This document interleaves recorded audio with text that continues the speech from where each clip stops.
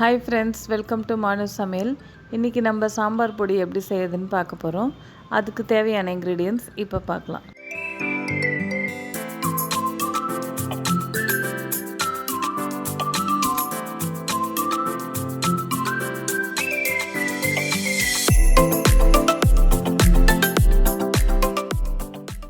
Pan எடுத்து அது சிம்மில் வச்சுக்கலாம். சிம்மில் வச்சுட்டு 125 ml ஆஃப் கப்பு இதில் தனியாக எடுத்து ஸ்லோ ஃப்ளேமில் வச்சு லைட்டாக ஃப்ரை ஆனால் போதும். ரொம்ப நேரம்லாம் ஃப்ரை ஆக வேண்டாம். இதை வதக்கலாம். இந்த அளவுக்கு ஆனால் போதும். இப்போ பிளேட்டில் மாற்றிக்கலாம். இது டேபிள் ஸ்பூன் கணக்கில் சொல்கிறேன். 2 டேபிள் ஸ்பூன் துவரம்பருப்பு,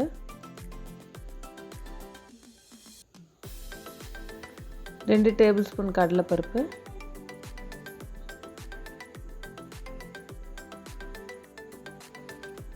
2 டேபிள் ஸ்பூன் உளுத்தம்பருப்பு.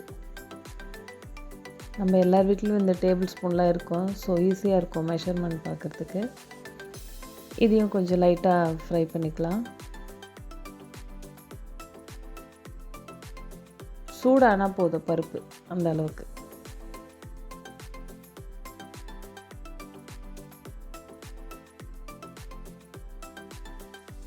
இதை எடுத்து பிளேட்டில் மாற்றிக்கலாம்.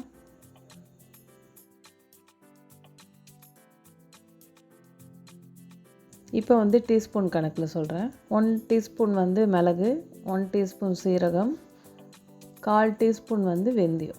வெந்தயம் நம்ம நிறைய சேர்த்தா கசப்பு எடுத்துரும், அதனால் 1/4 டீஸ்பூன் போதும். இதையே கொஞ்சம் லைட்டாக ஃப்ரை பண்ணிக்கலாம்.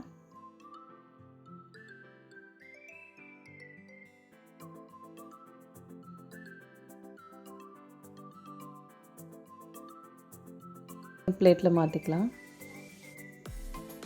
இந்த மெஷர்மெண்ட்டுக்கு ஏற்ற மாதிரி ஒரு 10லேருந்து 15 காஞ்ச மிளகாய் எடுத்திருக்கேன். உங்களுக்கு காரம் இன்னும் அதிகமாக வேணும்னா நீங்கள் ஒரு எக்ஸ்ட்ரா ஒரு 5 கூட ஆட் பண்ணிக்கலாம். ஒரு 15 காஞ்ச மிளகாய் எடுத்திருக்கேன். அதையும் லைட்டாக வதக்கலாம். இதே பிளேட்டில் மாற்றிக்கலாம்.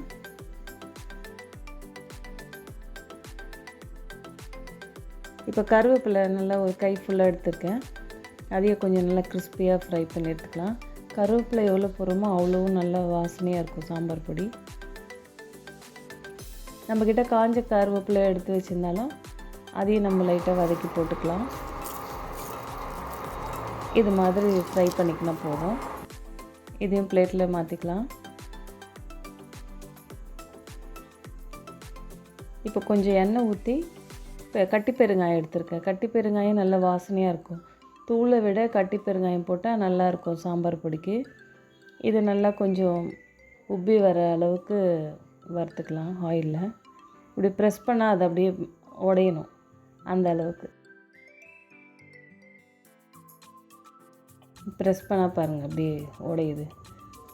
இந்த அளவுக்கு வறுத்துக்கிட்டால் போதும். இது வதக்கும் போது ஸ்மெல்லு செமையாக இருக்குது.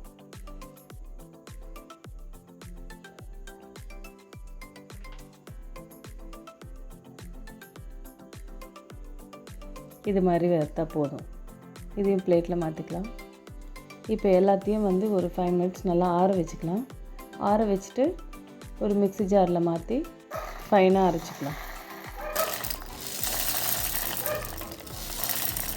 இதுக்கு தேவையான அளவு உப்பு, ஒரு 1/2 டீஸ்பூன் மஞ்சள் பொடி எல்லாம் போட்டு நல்லா நைஸாக அரைச்சி எடுத்துக்கலாம். A few inches later. அவ்வளோதாங்க, நம்ம கமகமன்னு சாம்பார் பொடி ரெடி. இப்போ ஒரு பிளேட்டில் ஆற வச்சுட்டு நம்ம எடுத்து பாக்ஸில் போட்டு ஒரு கண்டெய்னரில் போட்டு எடுத்து வச்சோன்னா நல்லாயிருக்கும். ஸ்மெல்லெல்லாம் போகாது. ஒரு தடவை நம்ம சாம்பார் வைக்கும் போது எடுத்து நம்ம தேவைக்கு ஏற்ப நம்ம யூஸ் பண்ணிக்கலாம்.